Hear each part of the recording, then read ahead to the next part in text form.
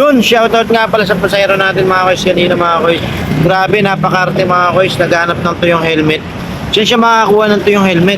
Grabe lakas ng ulang kanina, di ba mga koys? So, nakita niyo may video natin kanina. Grabe, pagkabot ko sa kanya, nagano'n siya, ay, ano ba ito? Sabi niya. Ang galing! Ang galing! Sabi ko, ma'am, bakit po? Basa ba? Sabi niya, oo kuya, basa. Pero mga koys, hindi siya totaling basa talaga siya mga koys, hindi siya basa.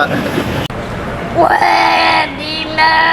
Bali, syempre, yung lakas ng ulang kanina, iningatan ko naman hindi siya mabasa talaga makapagod. Sobrang lakas ng ulang kanina, syempre yung talsik-talsik ng ulan, mababasa talaga siya. Kaya shoutout sa pasahero ko na to kanina na naghanap ng tuyong helmet. Ma'am, sana next time magdala ka na lang po ng sarili mong helmet and kapote ma'am, para tuyo yung magagamit mo. Kasi pag ganito po tayo mga MC Taxi, syempre bumabiyahe po kami, umulan man o umaraw, yan, biyahe po kami yan. Kaya pag nabasa po yung helmet, bumabiyahe pa rin kami.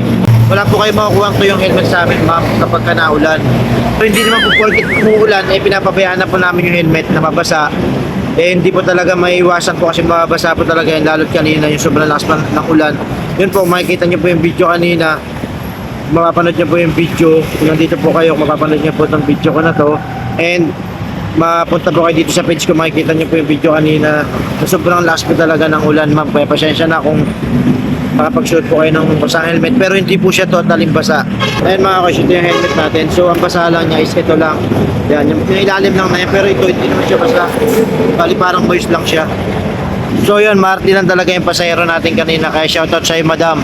Sana next time may dala ka ng sarili mong helmet and kapote. Tama kayo, tama kayo. Ako na mali. Pero mga koys, hindi na siya nagkapote kasi wala namang ulan. So, ang akin lang, paano kung ulan, pinasuot ko yung kapote ko, ibasa rin. Di another reklamo na naman siya, di ba? Sana next time may dala ka ng helmet ma'am and kapote po. Para just in case na umulan, meron po kayong sariling gagamit. Nice. Nakakasira lang ng araw pag ganito yung pasahero mga koys. Siyempre, maganda yung mood natin bumiyahe kanina. Ayoko na masira sa ganong bagay lang.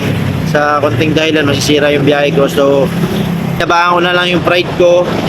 Tamang ano na lang, pinent ko na, sabi ko, ma'am, wala talaga tayo masusunod na helmet na tuyo kapag naulan. So, kahit anong bunganga niya mga koys, nasa likod ko siya, inayaan ko na lang, magbunganga ka dyan, bahala ka. Bababa ka rin naman, di naman kita pang buhay pasahero eh.